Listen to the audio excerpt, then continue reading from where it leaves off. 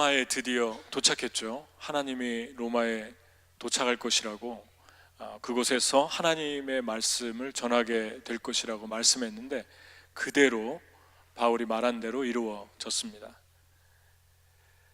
그런데 하나님이 인도하는 그 땅에 도착했을 때 하나님이 어떠한 축복들을 주셨는가?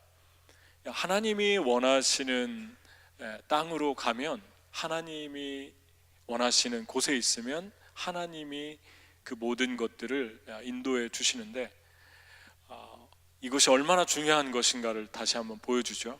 첫 번째 보면 바울이 이제 수라구사, 레기온, 보디올, 이 전부 다 로마권이었는데 로마 지역에서 이제 보디올에 도착을 하게 됐죠. 근데 그 보디올이 유명한 항구 도시였습니다.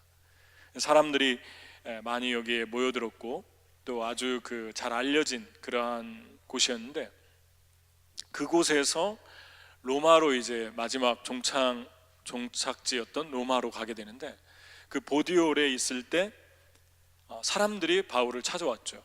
그래서 14절에 보면 거기 형제들을 만나 그들의 청함을 받아 이레를 함께 머무니라. 그래서 우리는 이와 같이 로마로 가니라 그랬습니다. 그러니까 어떻게 이 보디올이라고 하는 곳에서 형제들이 예수 믿는 사람이 있었을까? 바울이 여기 지금 처음 온 건데 이미 예수님을 믿는 사람들이 로마에 있었다라고 하는 걸 보여주죠.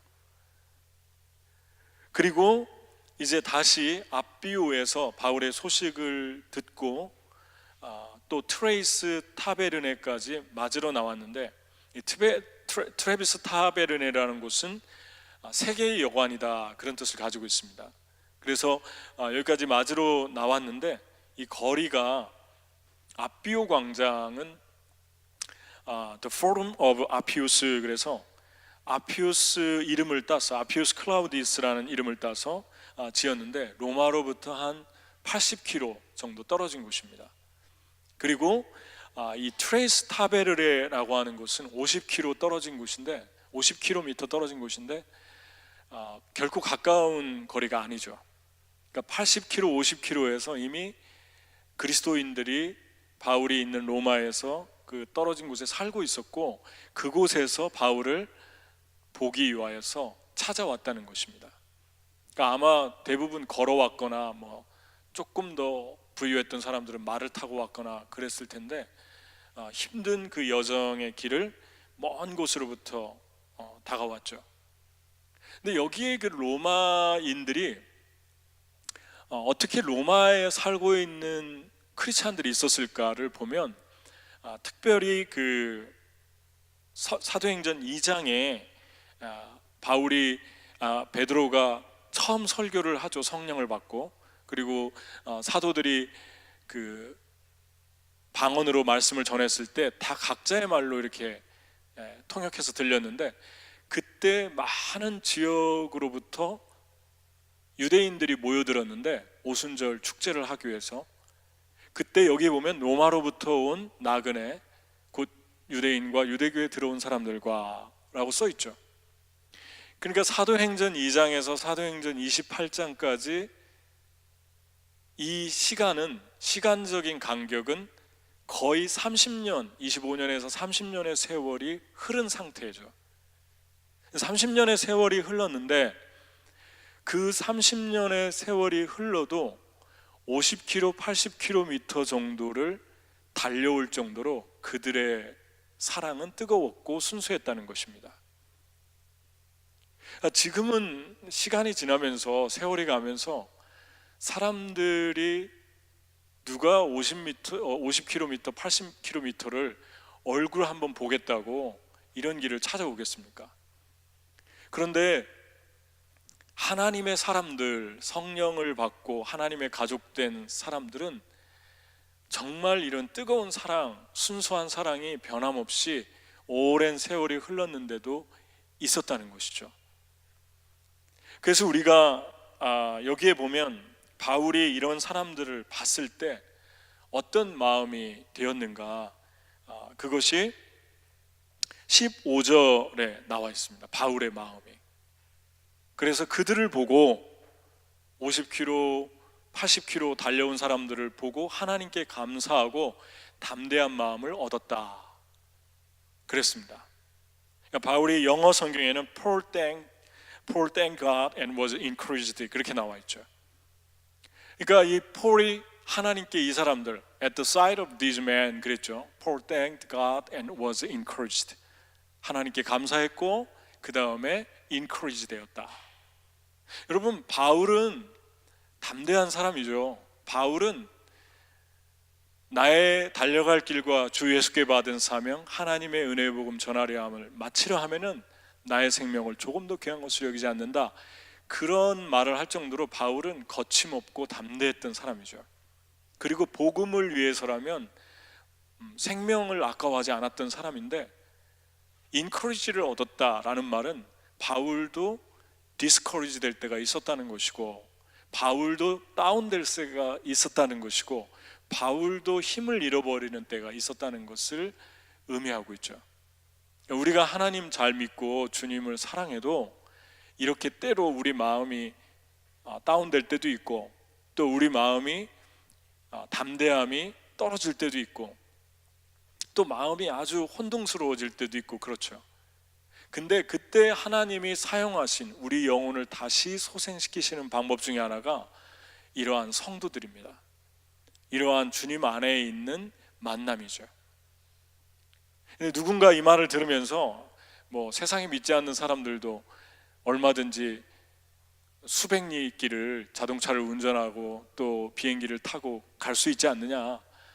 하나님 없는 사람들도 그렇게 하죠. 생일 축하도 해주고 편지도 보내고 비행기 타고 가서 만나기도 하고. 근데 하나님 없는 사람들의 정과 하나님을 만난 성령에서 오는 그 feeling, 그 이모셔널한 그 정이 로열하다고도 하죠, 영어로. 그런 정이 어떻게 다릅니까? 하나님 안에 하나님 없는 정이 있기는 한데 나중에 그 정을 쫓아가다 보면 지치고 허무하고 외롭고 그러다가 그냥 관계도 끊어지고 그렇습니다. 그런데 성령 안에서 맺어진, 성령 안에서 생겨나는 정과 사랑은 시간이 흐를수록 그 만남 속에서 오는 어떤 성령의 스파크가 있기 때문에 만나면 그 표현할 수 없는 기쁨, 또 하늘의 위로, 그리고 그 내면의 그 하나님이 채워주시는 만족, 이러한 것들 때문에 세상에 하나님 없을 때 가졌던 그 정에서 오는 것 갖고는 비교할 수도 없는 그러한 정들이 우리 안에서 생겨나기 때문에 50km, 80km를 갈 수 있다는 거예요. 할렐루야. 볼 수 있고 또 보고 싶고 또 얘기하고 싶고 또 만나고 싶고, 그러한 뜨거운 마음들이 우리 안에서 순수하게 불타오른다는 거죠. 거기 가면 몇 시간을 허비하고 거기 가면은 또 비행기 값, 자동차 값, 기름값, 이러한 것들을 계산하지 않았다는 거죠. 왜냐하면 거기 가서 그거와는 비교할 수 없는 채워짐이 있기 때문에, 내 영혼이 살아나는 그 하나님의 은혜가 있기 때문에 기꺼이 갔다는 것입니다. 여러분은 이러한 성령의 스파크가 우리가 만날 때 경험하고 있습니까? 만나서 교제하고, 만나서 얼굴을 보고, 만나서 잠깐 이 사람들이 와가지고 바울을 해줄 수 있는 게 별로 없잖아요. 바울은 옥에 갇혀 있고, 바울은 자유인 몸이 아니고, 그러니까 기껏해야 그냥 잠깐 같이 앉아 있다거나 얼굴을 본다거나 아니면 조금 위로해 준다거나 그 정도밖에 할 수 있는 일이 없어요. 그런데도 바울이 힘을 얻었다고 하잖아요. 위로받았다고 하잖아요. 성령의 스파크죠. 성령의 사람과 성령의 영적인 사람들이 만나서 부딪히면 이런 불꽃이 일어나기 시작합니다. 여러분, 바울이 그런 얘기를 했습니다. 에베소서 1장 13절에 한번 읽어볼까요? 여러분도 그리스도 안에서 진리의 말씀, 곧 여러분을 구원하는 복음을 듣고서 그리스도를 믿었으므로 약속하신 성령의 날인을 받았습니다. 근데 여기 영어 성경으로 보면 더 분명하고 은혜스럽죠. And you also were included in Christ when you heard the word of truth, the gospel of your salvation. Having believed, you were marked in Him with a seal, the promised Holy Spirit. 그렇게 나와 있잖아요. 근데 여기에서 마음에 와닿는 그 문장이 You were marked in Him with a seal, the promised Holy Spirit. 그렇게 나와 있잖아요. seal 했다는 게 뭡니까, 여러분? mark 했다는 게 무엇입니까? 우리에게 도장을 찍었다는 거죠. 사인했다는 거죠. 한국은 도장이고 미국은 사인인데 sealing 했다는 거죠. 한번 도장 찍으면 끝나는 거죠. 사인하면 끝나는 거죠. 그러니까 성령으로 우리를 하나님 거라고 도장을 찍었다는 거예요. 그러면 이제 그 다음부터 소유권이 넘어간 거예요. 다른 사람으로 그 소유권이 넘어간 거예요. 제가 이거를 묵상하다가 한 가지 생각이 떠올랐어요. 하나님이 왜 이 마크했다고, 성령으로 마크했다고 하실까? 실링 했다고 하실까? 도장 찍었다고 하셨을까? 근데 제가 옷이나 뭐 다른 어떤 제품을 샀을 때 특히 옷이 떠올랐는데, 옷 새 것을 사면 저는 항상 이렇게 가위를 가지고 제일 먼저 하는 일이 그 상표를 자르거든요.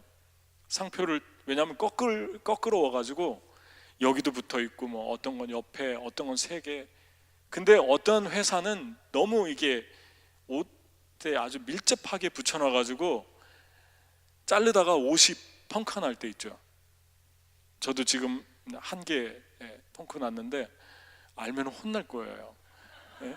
이거 펑크 났어요. 제가 자르다가 가위로 자르다가 조용히 입고 다니고 있어요. 너무 싫은데 그걸 꼭 너무 이렇게 세게 붙여놔가지고 자르면은 옷까지 자르게 되는 거예요. 그런데 꼭 그것을 붙이죠. 왜 그렇습니까? 자르지 말라고 붙인 거예요. 그냥 입고 다니라고. 왜냐하면 그걸 자르면 옷이 상하니까. 다시 말하면 성령은 그 브랜드, 이거하고 비교해서 좀 죄송한데 브랜드처럼 소유권을 의미합니다. 그러니까 성령과 우리와 세퍼레이트 시키면은 우리의 삶은 상하고 찢어지고 그리고 다친다는 것이죠. 그러니까 성령 없이는 한순간도 우리는 존재할 수도 없고 아무것도 할 수 없다는 거예요. 특히 성령님의 위치가 아주 중요한데 성령님이 우리 안에서 지금도 살아 계시다는 것입니다. 그러니까 여러분, 성령이 여러분과 저에게 거하시면서 하나님의 소유다라는 걸 매일같이 알려주시고, 그리고 하나님 떨어져서 살 수 없다, 그것뿐만이 아니라 하나님의 일들을 우리 안에서 계속 음성을 들려주면서 가르쳐 주십니다. 그러니까 여러분, 계속해서 성령으로 24시간 호흡하고 숨 쉬려면 성령을 24시간 생각하셔야 돼요. 계속 성령께 물어봐야 되고, 하나님께서 성령을 통해서 우리에게 트랜슬레이트 해주십니다. 지금 트랜슬레이트를 뒤에서 하고 있는데 그 트랜슬레이터가 트랜슬레이트 하고 있어서 여기에서 지금 듣지 않습니까? 하나님의 성령은 하나님의 음성을, 하나님의 일들을 우리에게 알려주시기 때문에 그 성령의 seal, 성령의 능력을 계속해서 의지하지 않으면 금방 우리는 상할 수밖에 없어요. 다치고 잘못된 결정을 할 수밖에 없습니다. 그 일을 위해서 하나님이 우리에게 성령을 보내주셨는데, 이 성령의 역사가 강력하게 일어나는 방법 중에 하나는 하나님의 성령 받은 사람들의 서로 만나서 교제하고 가까이 있으면서 나누고 하나님의 일을 할 때입니다. 그때 우리가 엄청난 하나님의 기름 부음 가운데 새롭게 되는 그러한 경험을 하게 됩니다. 여러분은 누군가에게 성령의 불꽃이 되고 있습니까? 누군가 여러분을 만날 때 여러분 때문에 다시 재충전되고 불꽃이 튀고 영혼이 살아나고 그런 일이 일어나고 있습니까? 성령이 여러분을 통해 하고 싶은 소박하고 작은 일들은 어떤 것입니까? 누군가를 도와주고 싶고, 또 누군가 위로하고, 여러분이 때문에 누군가 용기를 얻고 주님을 더 잘 따라가게 되고, 전부 성령이 하시는 일이죠. 하나님이 인도하는 곳으로 가다 보면 이런 사람들을 꼭 하나님이 만나게 해주십니다. 근데 두 번째 또 하나 중요한 거는 제한적인 상황을 통해서 무제한적인 일을 이루어 가신다는 거죠. 바울이 지금 보면 옥에 갇혔어요. 로마 옥에. 물론 하나님의 은혜로 새방을 얻어서 살 수 있도록 군인이 지키고, 그러니까 특별한 경우죠. 그런데 밖에 자유롭게 다니지는 못하죠. 여전히 자유롭지 못해요. 근데 얼마나 답답하겠어요. 혼자 집을 얻어서 살아도. 근데 이렇게 부자연스러운데 제한적인 게 많아요. 뭐 화장실을 갈 때도 군인이 다 지키고 있고, 뭐 어디 밖에 몇 미터 이상 나가지 못하게 했을 것이고. 그런데 놀라운 건 이때 에베소서, 골로새서, 빌레몬서, 빌립보서를 썼습니다. 그러니까 많은 제한적인 상황에 있을 때 하나님이 위대한 일들을, 무제한적인 일들을 많이 이루셨다는 거예요. 에베소서가 어떤 겁니까, 여러분? 에베소서가, 저 에베소서 너무너무 사랑하고 좋아하는데, 에베소서 보면 그런 얘기 많이 나오잖아요. 너희는 빛의 자녀다. 옛삶으로 돌아가지 마라. 특별히 에베소서 6장 피크죠. 너희의 싸움은 이 세상의 혈과 육에 대한 싸움이 아니라 공중의 권세 잡은 자들과의 싸움이다. 영적 전쟁을 가르쳐 주잖아요. 2000년 전에 이 이야기를 했는데, 영적 전쟁, 공중의 권세 잡은 자가 누굽니까? 마귀라고 하는데 왜 공중 권세 잡은 자라고 했을까? 여러 가지 의미가 있는데, 한 가지 깨달아지는 건 또 그건 것 같아요. 여러분, 방송을 에어라고 하잖아요. 에어. 그런데 공중의 권세 잡은 자를 할 때 그 공중에 에어로 나와 있어요. 에어. 그러니까 방송을 통해서, 공중의 전파를 통해서 사탄이 너무나 많이 일하고 있지 않습니까? 정말 얼마나 많은 영혼을 파괴시키는 공중파들이 우리 눈에 보이지 않게 빠른 속도로 왔다 갔다 하고 있습니까? 그런데 그때 2000년 전에 이미 공중의 권세 잡은 자의 세력을 간파하고 있잖아요. 그러니까 그 공중권, 그 전파를 통해서, 미디어를 통해서 우리는 역이용해야겠죠. 하나님의 복음을 전하고 하나님 나라를 확장하는데 공중 그 에어, 그 공중파 방송을 사용해야겠죠. 이러한 것들을 알려주는 성경이 에베소서인데 깊은 통찰을 우리에게 주고 있습니다. 그런가 하면은 빌레몬서는 딱 한 장인데, 바울이 로마 옥에서 한 사람을 만났어요. 근데 그 한 사람이 이름이 오네시모인데, 오네시모가 자기 주인이 빌레몬이고 자기 주인의 물건을 훔쳐 도망가다가 잡혔고, 잘못하면 사형이죠, 사형. 그런데 바울을 만났는데 복음을 듣고 예수님 믿게 됐어요.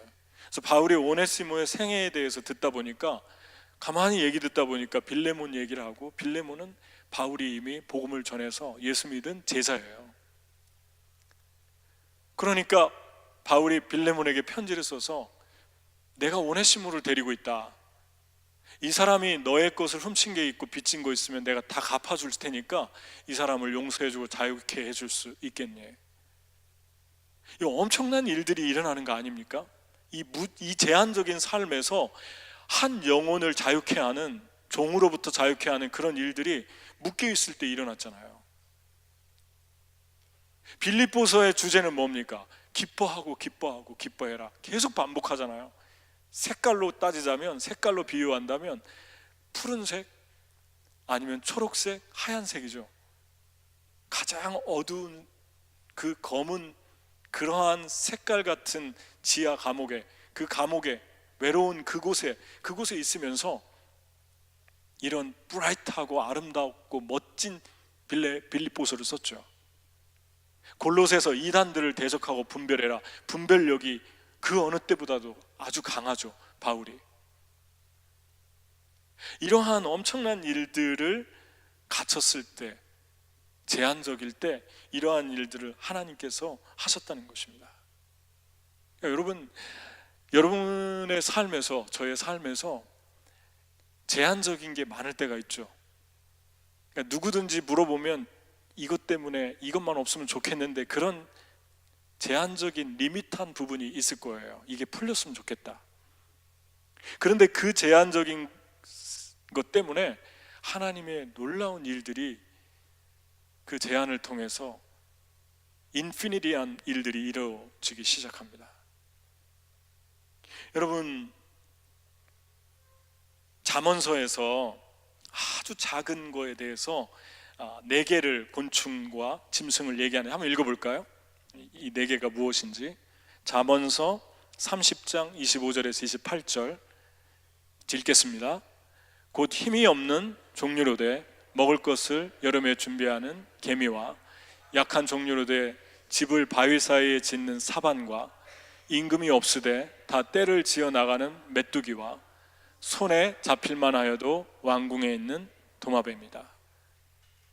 개미, 오소리, 메뚜기, 그 다음에 도마뱀, 4가지가 나오는데, 개미는 작게는 좁쌀만 하고 제일 큰 게 한 5cm 정도, 아니 5cm가 아니죠, 그건 메뚜기고, 예, 개미, 예, 제가 메뚜기로 착각했네요. 개미는 아주 작은 곤충이죠. 근데 개미를 성경에서 좋게 많이 얘기를 하잖아요. 리더가 없어도 서로 협동하고, 그리고 부지런하다. 제가 오래전에 이 얘기 한 것 같은데, 오래전에 태국에 갔을 때 전도여행을 하는데 아침에 일어나서 너무 더운 날이었어요. 방에서 개미가 한 마리인가 뭐를 이렇게 가지고 날르고 있었는데, 빵 조각인가 뭐 부스러기 아주 조그만한 걸 날르는데, 제가 어떡하나 보려고 그 개미를 이렇게 거기서 떼가지고 이쪽으로 갖다 놓고 그걸 지켜봤어요. 제가 그날은 개미를 묵상했죠. 개미가 이렇게 여기다 갖다 놨는데 계속 다시 열심히 기어가서 그걸 정확하게 또 들고 또 이동을 시키는 거예요. 그 조각을 또 갖다 놨어요. 제가 또 갖다 놓으면 또 가고, 아마 엄청나게 많이 한 것 같아요. 한 20번은 넘게 한 것 같아요. 제가 다 갖다 놓고 또 가고 그때 제가 느낀 개미는 포기하지 않아요. 개미는 절대 포기하지 않아요. 힘들어도. 대단한 끈기였어요. 그리고 최선을 다했어요. 되게 많은 거를 생각했어요. 개미에 대해서. 집에서 개미 나타나면 한번 해보세요. 한번 해보면 개미가 어떤 성향을 가지고 있는지 알 거예요. 그리고 여러 마리들이 같이 힘을 합치는데 아주 그런 걸 너무 잘하죠. 두 번째 나오는 거, 하나님이 주위에서 보라고 한 게 오소리인데, 오소리는 10에서 16kg 밖에 안 나가죠. 그리고 크기가 724에서 753mm예요. 이게 크게 보여도 되게 작은 거죠. 눈에 잘 띄지도 않는 건데, 특징이 이렇게 작아도 되게 힘이 세고 날카로워서, 이도 날카롭고 해서 함부로 아무도 잘 못 건드는데, 집을 지을 때 굴도 판대요. 그래서 높은 데에 큰 굴을 파서 사는데, 거기에 토끼하고 여우하고 너구리나 이런 것들이 같이 와서 그 집에 산대요. 근데 오소리가 그것들을 쫓아낼 수 있는데 힘으로 쫓아내지 않는답니다.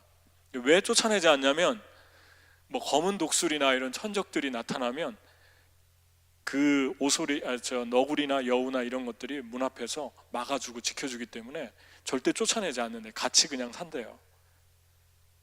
그러니까 이렇게 작지만 대단하지 않습니까? 메뚜기는 좁쌀만한 것에서부터 한 5cm까지의 크기인데 아주 작은 거죠. 그런데 이 메뚜기가 1억 마리 정도 되는 1톤의 그 메뚜기가 함께 이동을 할 때 하루에 사람 2,500명이 먹는 그 음식을 순식간에 해치울 수 있대요. 2,500명 분을. 그러니까 개미하고 메뚜기는요, 뼈만 남겨놓는데요. 한번 지나가면. 그러니까 엄청난 힘을 가지고 있는 거죠. 그 연합심, 함께 날아가는 거. 근데 그런 1억 마리가 날아가는데 어떻게 충돌을 하지 않을까 어떤 분이 글을 써놨는데, 메뚜기 눈 자체가 사람이 한번 눈을 깜빡하고 뜰 때 5배 빠르대요, 그 눈의 신경이. 그래서 저기에서 어떤 공격 물체가 오면 벌써 여기서 사람이 한번 깜빡하고 뜰 때 그것보다 5배 빠르게 반응을 할 수 있답니다.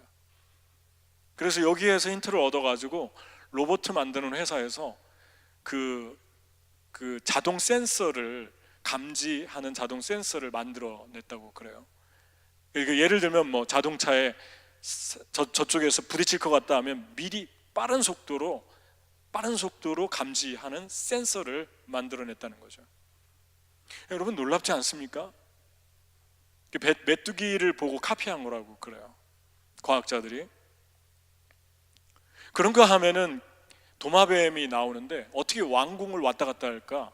이 손에 잡을 만한 거리에 있는데, 이런 도마뱀을 말하는 거죠. 이런 거를 개코라고 하죠. 근데 좀 이쁜 것도 많이 있거든요. 이거는 색깔이 좀 그러네요. 이게 개코가 되게 이쁜데 진짜 이뻐요. 제가 하와이에 있을 때 이 개코를 가까이서 봤는데 정말 이 색이 형형색으로 돼 있어가지고 이쁜 게 너무 많아요. 근데 이게 집안에서 왔다 갔다 해요. 왕궁에 왔다 갔다 하는데 왜 잡지 않을까요? 왜 해치지 않을까요? 사람들이 좋은 일만 하거든요. 모기도 잡아먹고, 혀가 나오면 아주 멀리까지 해서 모기를 잡아먹고 벌레도 잡아먹고, 그러니까 해칠 이유가 없어요. 그리고 절대 사람한테는 가까우지 않아요. 벽에서 벽을 이동하는데 발에 분자 상호작용 같은 그러한 전류 뭐가 흐름이 있대요. 그래서 그 발로 이동을 할 수 있대요. 또 로봇가, 그런 벽을 타고 가는 로봇도 이것을 보고서 거기서 아이디어를 얻어가지고 만들었다고 그래요. 그러니까 발을 보면 놀랍게 생겼어요. 발바닥을 보면. 그러니까 거미 발이나 개코 발이 그런 능력이 있다는 거죠. 벽을 타고 이동할 수 있는 능력이 있다는 거죠. 처음에 저도 이게 좀 징그렀는데 정말 좋아요. 너무 예쁘고, 그리고 집에 가까이 있어도 괜찮아요. 저녁이면 어떤 건 이렇게 불빛이 나기도 하고. 근데 정말 제가 처음에 보자마자 한 마리를 제가 죽인 적이 있는데, 가자마자 이걸 처음 봐가지고 회개했어요. 제가 죽이고 나서 진짜 하나님께 너무 죄송했어요. 아름다워요. 되게 이쁘고. 왜 하나님이 이런 가장 약하고 조그만하고 어떻게 보면 혐오스럽기까지 한 4가지의 곤충과 짐승을 주목하라고 했을까요? 너희가 볼 때는 작아 보이고 아무것도 아닌 것 같고 징그러기까지 한데, 이들이 가지고 있는 능력을 너희가 아느냐? 내가 만들었다. 그런 것처럼 너희가 가지고 있는 지혜나 능력을 가지고 교만하지 마라. 그 이야기를 그 다음에 잠언서에 이 말씀 준 다음에 그 다음에 하고 있어요. 교만하지 말고 겸손하게 나를 의지해라. 여러분 생각해 보세요. 과학기술이 첨단을 달린다고 하는데, 이런 거 눈에서, 발바닥에서 힌트를 얻어가지고 로봇 이런 거 접목시키니까 우리가 하나님을 따라가려면 비교도 안 되죠. 하나님하고 비교할 수가 없죠. 그런 엄청난 지혜를 가진 분이 하나님입니다. 그러니까 우리가 사람을 보면서 우리가 사람을 존중해야 되고, 여러분이 여러분 자신을 존중해야 되는 이유가 여기 있습니다. 아무리 겉으로 보기에 초라해 보이고 작게 보이고 눈에 잘 띄지 않아도 자세히 들여다보면 그 안에 하나님이 넣어준 보화들이 엄청나게 많이 있어요. 그 찬양 너무 아름답지 않습니까? 약할 때 강함 되시네, 나의 보배가 되신 줄, 내 안에 있는 보물을 나는 포기할 수 없네. 우리 안에 있는 하나님이 넣어준 보물을 어떻게 발견합니까? 내가 참 소중한 존재다 어떻게 발견합니까? 성령밖에 없어요.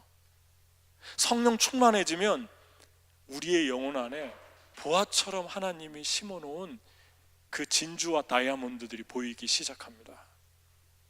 그래서 토마스 멀튼이라는 중세 성자 같은 수도사가 이런 말을 했어요. 참된 믿음에 이르는 열쇠 중 하나는 우리가 자신한테는 아무리 미워도 하나님한테는 밉지 않다는 충격적 깨달음이다. 이것을 깨달을 때 우리의 사랑과 그분의 사랑의 차이를 이해할 수 있다. 우리의 사랑이 필요성이라면 그분의 사랑은 선물이다 그랬습니다. 그러니까 내 자신이 계속 내 자신이 마음에 안 들어요. 여러분 그럴 때 있잖아요. 하나님 없을 때는 더 심했겠죠.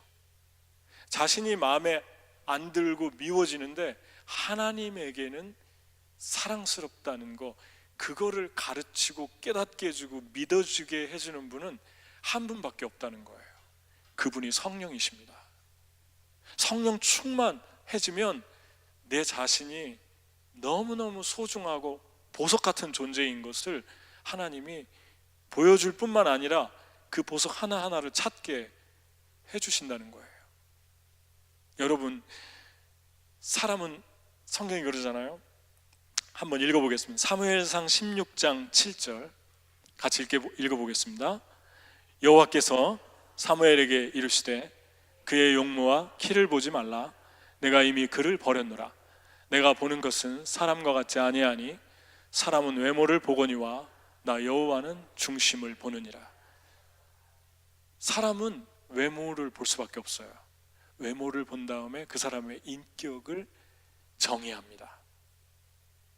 그런데 놀라운 거는 시간이 지나면서 외모가 아니라 그 사람의 성품과 인격을 보면서 그 사람의 생김새를 다시 재정의합니다.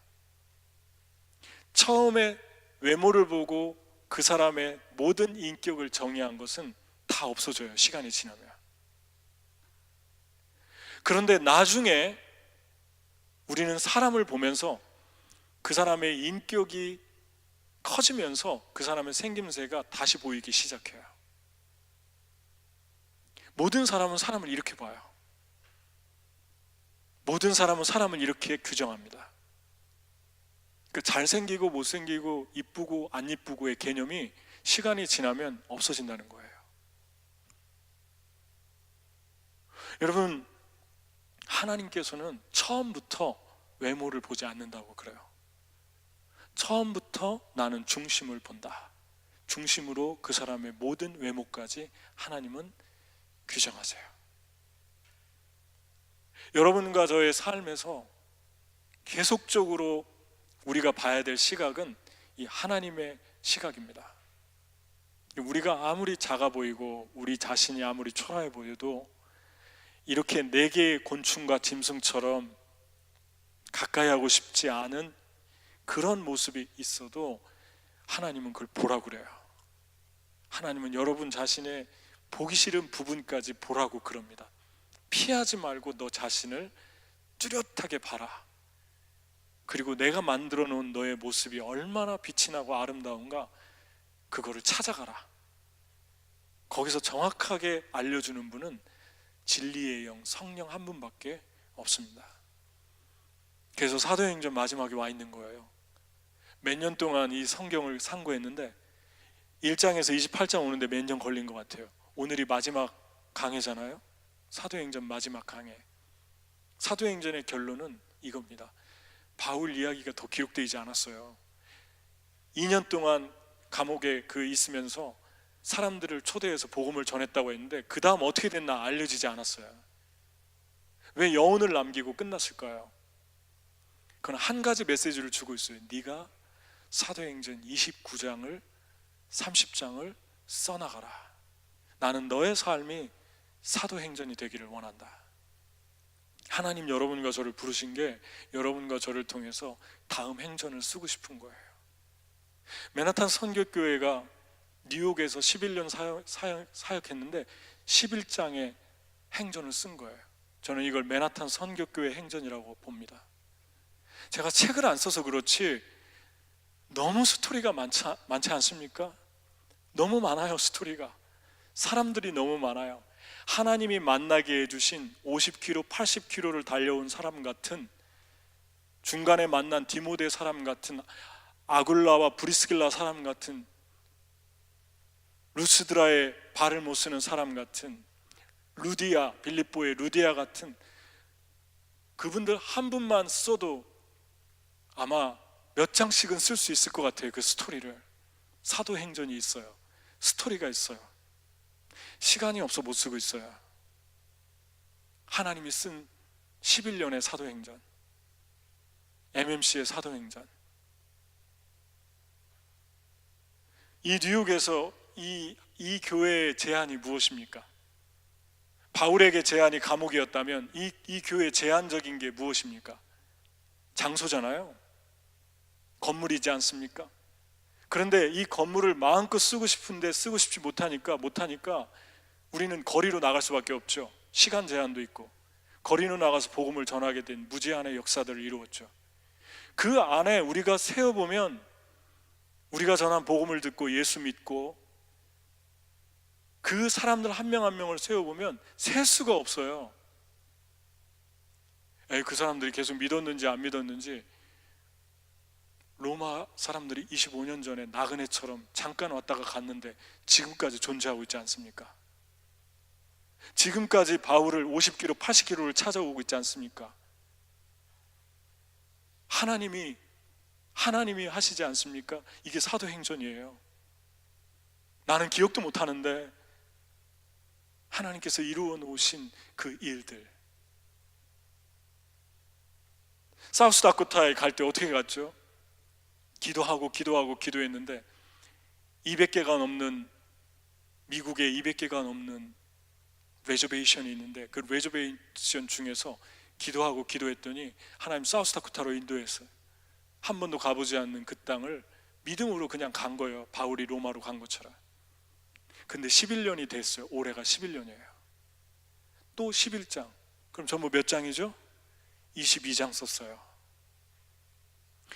갈 때마다 경찰이 오고 갈 때마다 어떤 일이 일어나고 그 스토리만 쓰는데 11장이 뭡니까? 책 11권밖에 못 쓸까요? 이 11년 동안 사우스다코타 간 얘기를 저는 좋게 3, 40장은 쓸 수 있을 것 같아요. 사도행전 11장을 사우스다코타에서 썼어요. 사우스다코타 행전이에요. 언제부턴가 아이들이 그렇게 반항했는데, 날뛰고 반항했는데 몇 년 전부터인가 순한 양처럼 와가지고 찬양을 하고 하나님을 예배하고 아무도 말썽을 일으키지 않고 이대로 끝날까? 정말 이렇게 평안하게 끝날 수 있을까? 불안하게 만드는 그 놀라운 일들이 매해마다 일어나고 있지 않습니까? 작년에도 일어났고. 여러분, 사우스다코타에 11년에 11장이 있어요. 몽골을 가라고 해서 1년만 가려고 했는데 7년을 갔잖아요. 7년에 7장이 있어요. 온두라스, 코스타리카, 페루, 중국, 태국, 그 외에 잠깐 일본까지 갔다 온 모든 이야기들이 있어요. 전부 합쳐보니까 40장도 넘어요. 사도행전이. 바울보다 더 많이 쓸 수 있어요. 한 장씩 쓴다고 그래도. 하나님이 하신 일이 생각만 해도 가슴 벅찬 뜨거운 일들이, 사도행전들이 있습니다. 몽골 행전, 사우스다코타 행전. 이번에 워싱턴 중앙장로교회 권사님이 오신다더니 정말 약속을 지켰네요. 자녀들 데리고 올게요 그랬는데 오셔서 맨 앞에 앉아 계신데, 워싱턴 중앙장로교회에서 DT에서 말씀 전했는데 거기에서 사우스다코타를 갑자기 기도했는데 간다고. 우리는 20, 30명씩 가는데 거긴 4분이 간대요. 그래서 제가 가도 되나요 말아야 되나 이것도 안 물어봐요. 그냥 간대요. 하나님이 가라고 했다고. 그래서 아마 5월 달에 간대요. 그래서 제가 그쪽에 전화했어요. 가셔도 되나요? 50대 된 분들 4분이 가고 싶어 하는데. 그러니까 We welcome, 크리스티나가 그래요. We welcome you 이렇게 얘기하시잖아요. 그래 가실 것 같아요. 놀랍지 않습니까? 하나님이 하시는 일들이 놀랍지 않습니까? 여러분, 하나님께서 사도행전에 주는 메시지는 하나예요. 네가 사도행전 29장을 이제 써나가라. 난 널 통해서 사도행전을 다시 쓰고 싶다. 최재원 행전, 김성재 행전 29장, 바울 안에 있었던 성령과 우리 안에 있었던 성령이 뭐 다른 분입니까? 우리에게서 온 성령은 뉴욕에서 왔고 바울에게서 온 성령은 지중해 쪽에서 온 것입니까? 예수 그리스도는 어제나 오늘이나 영원토록 동일하시느니라.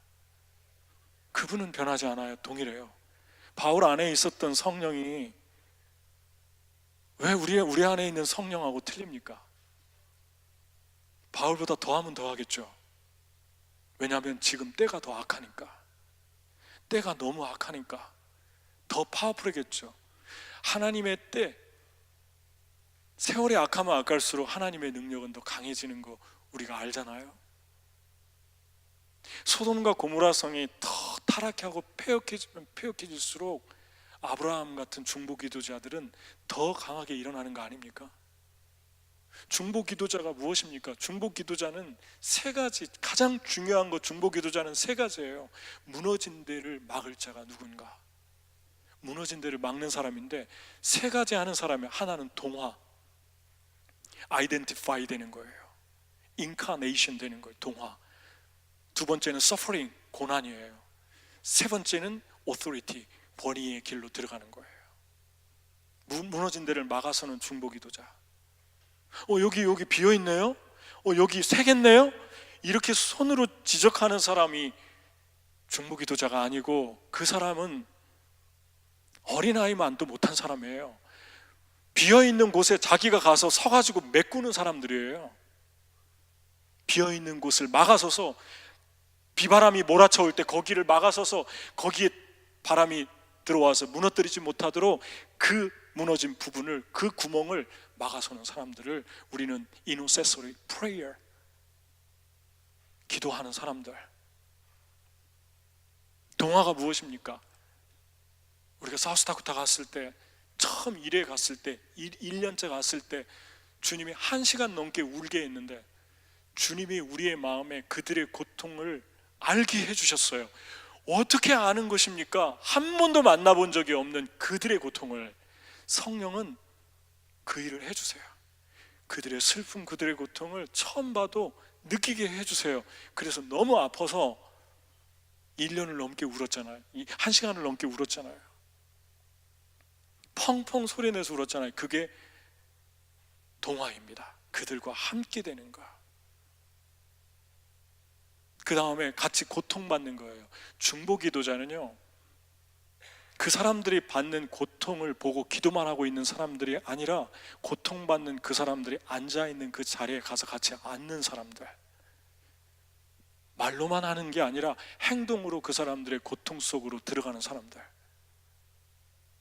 그래서 한 도시가 무너진 상권, 경제, 주변 환경, 이러한 곳들이 사는데 가장 먼저 그 도시가 살아나는 건 리로케이션, 거기 가서 이사해서 사는 거예요.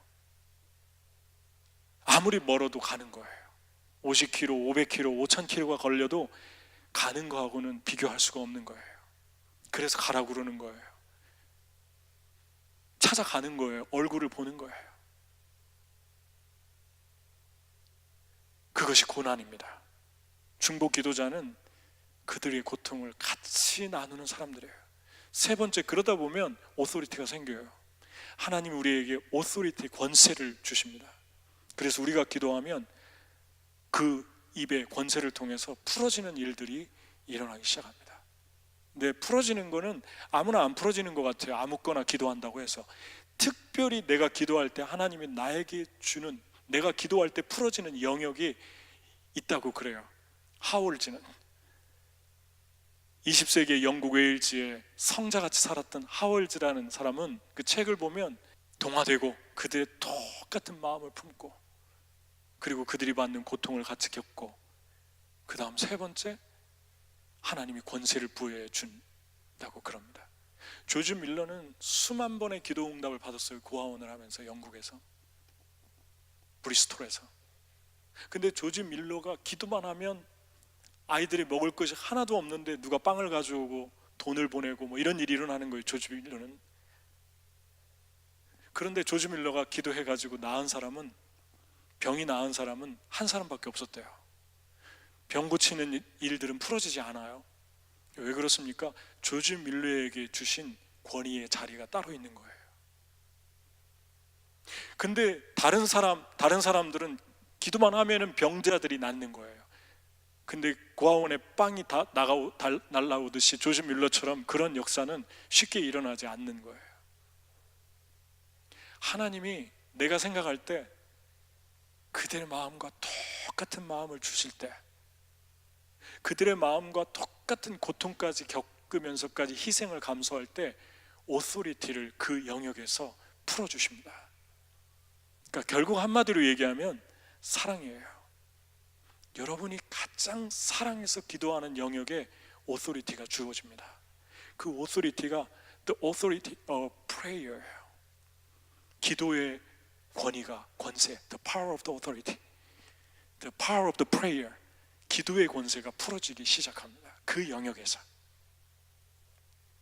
나는 우리 교회에 하나님이 주신, 이 교회에 주신 오소리티가 뭔가 했더니 제한적인 거에 다 들어있어요. 제한적인 거에. 나이가 젊으니까, 연령대가 젊으니까 많은 분들이 얘기하면은 좀 디스리스펙트 하는 분도 있는 것 같아요. 뭐 젊은이들 그렇죠, 뭐 그때뿐이죠, 나중에 세월 지나면 다 주님 떠나죠, 그런 분도 반대로 얘기하는 분도 계시는 것 같은데, 그런데 그 젊은이들은 어떤 제한, 그 제한 속에 어떤 힘을 가지고 있습니까? 기동력이 있죠. 그리고 빠릅니다. 너무너무 빠릅니다.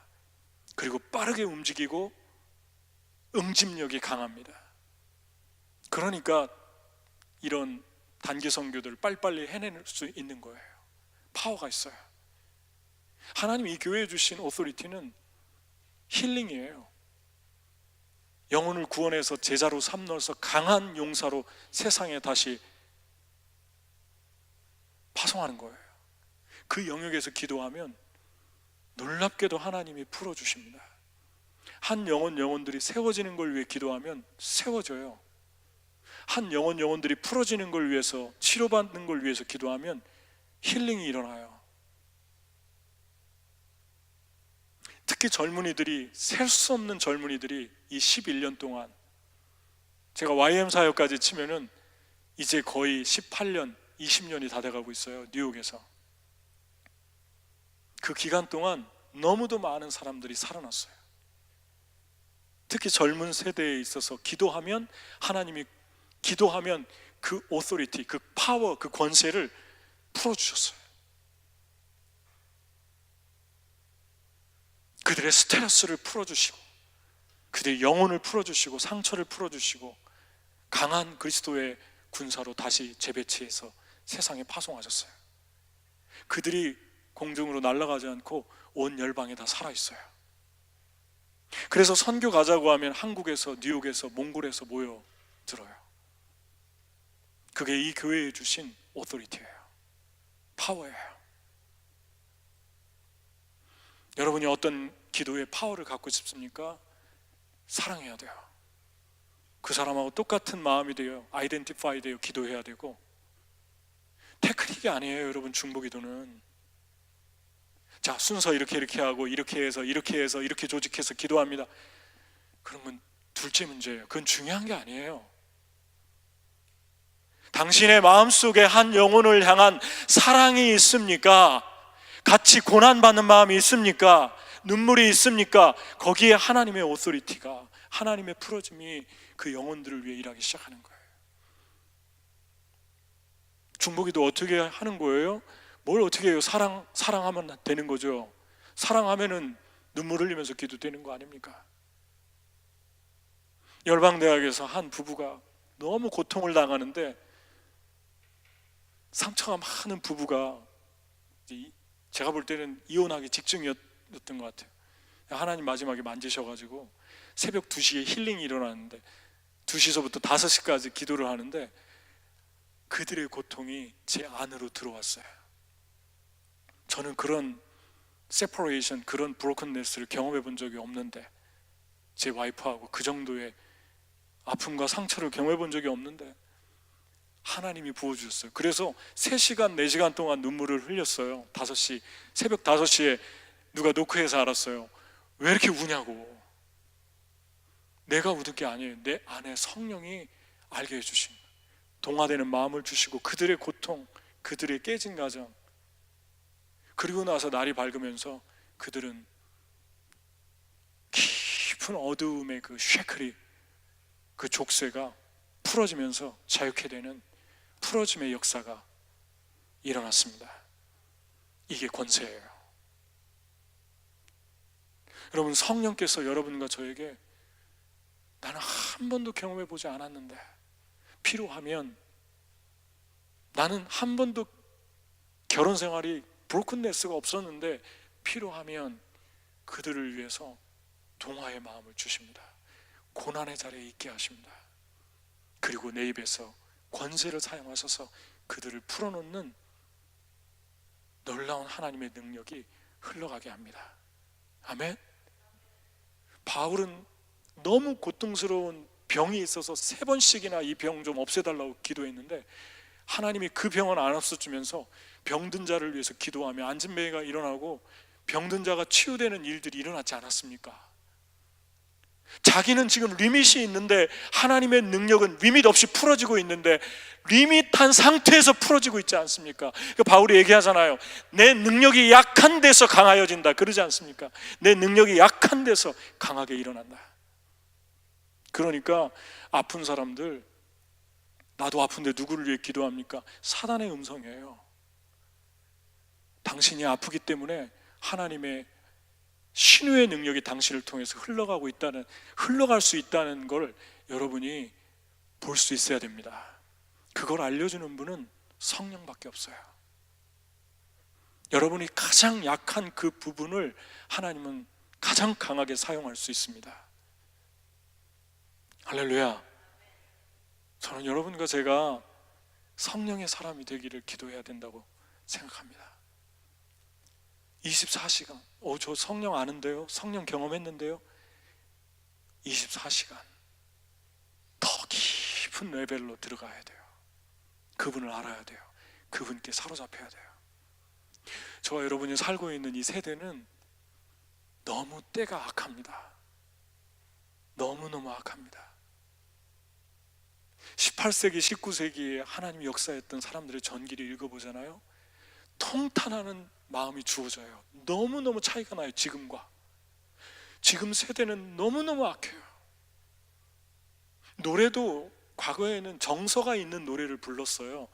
하나님을 모르는 사람들조차도 그 안에 아직도 하나님의 성품인 형상이 있어서 정서를 풀어주는 그나마 건전한 노래를 했는데 지금은 노래 가사가 들리지 않아요.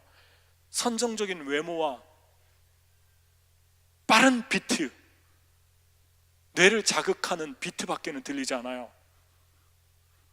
노래가 악합니다. 문화가 악합니다. 눈 뜨고 볼 수 없는 방송, 에어의 파워들이 즐비하게 컴퓨터와 TV와 텔레비전 방송에 흐르고 있어요. 조금만 한눈 팔면, 조금만 다른 기사 보다가 한눈 팔면 끌려 들어가서 그 속으로 들어가서 영적인 우리 안에 하나님이 주신 성령이 통탄하면서 근심하게 하는 죄를 저지르게 만들어요. 그 다음 주에 교회 나오고 싶지 않게 만들어요. 우리는 이 레벨에 나와가지고 내가 하나님께 양도해드리지 못한 모든 죄와 양도해드리지 못한 부분들을 주님께 올려드리면서 모든 지배가, 그래서 순간순간 성령의 음성을 듣고 움직이는 24시간 업그레이드, 성령의 업그레이드가 필요합니다. 어떻게 하면 안 끌려 들어갈까? 이런 선정적이고 이러한 아주 더러운 이러한 것들로부터 내 시야와 마음이 안 끌려 들어갈까? 이게 이런 레벨에서 고민하는 게 아니라 하나님이 나에게 성령으로 어려운 지역에 가라고 하셨는데 그 어려운 지역에 가서 중독자 한 영혼을 풀어주라고 기도하라고 외치면서 선포하라고 하셨는데 내가 갈 수 있을까? 내가 할 수 있을까? 내가 이 사람들하고 동화될 수 있을까? 내가 사랑할 수 있을까? 이런 레벨로 올라가야 된다는 거예요. 고민의 레벨이. 성령의 업그레이드가 언제까지 하층에 있는 고민을 하면서 살 것입니까? 어떻게 하면 유혹당하지 않을까? 그런 패시브한 템팅으로부터 머물겠습니까? 좀 더 수준 있는 템팅을 통해서 머물러야 되잖아요. 하나님께서 내가 지금 100불밖에 없는데 이 100불을 저기 지금 어떤 사람에게 주라고 하는데 이걸 다 털어주면 내 전 재산인데 어떻게 해야지? 그런데 내가 이것 때문에 고민을 3시간 했습니다. 근데 주님께서 계속 말씀하십니다. 그래서 내가 성령의 음성으로 순종해야겠다. 3시간 동안 3주 동안 고민하다가 이걸 드렸는데 그 다음에 하나님께서 나에게 풀어주는 은혜, 10만 불, 만 불로 주님께서 나에게 갖다 주면서 너는 이제 물질을 줘도 되겠구나, 너는 네가 물질을 지배할 수 있겠구나 하는 그런 풀어짐의 은혜, 이런 고민에 성령의 업그레이드의 고민이 우리에게 있어져야 한다는 것입니다. 그게 사도행전의 사람들, 그게 바울의 고민, 베드로의 고민이었어요. 여러분, 사도행전 29장, 사도행전 30장 하나님이 저와 여러분을 통해서 간절히 쓰기를 원하십니다. 사우스다코타 행전 11장 2018년도, 몽골 행전 2019년도 행전, 뉴욕 행전, 맨하탄 베러리 파크 행전. 베러리 파크 리미타잖아요. 그런데 무제한의 역사가 어떤 게 있을까요? 저지시에 가깝지 않습니까? 브루클린 가깝지 않습니까? 보도에 있잖아요. 퀸즈 보도에 있잖아요. 뉴저지 가까이 있잖아요. 여기가 가장 제한적이고 최남단으로 내려왔는데 모든 보도가 다 있지 않습니까? 여기에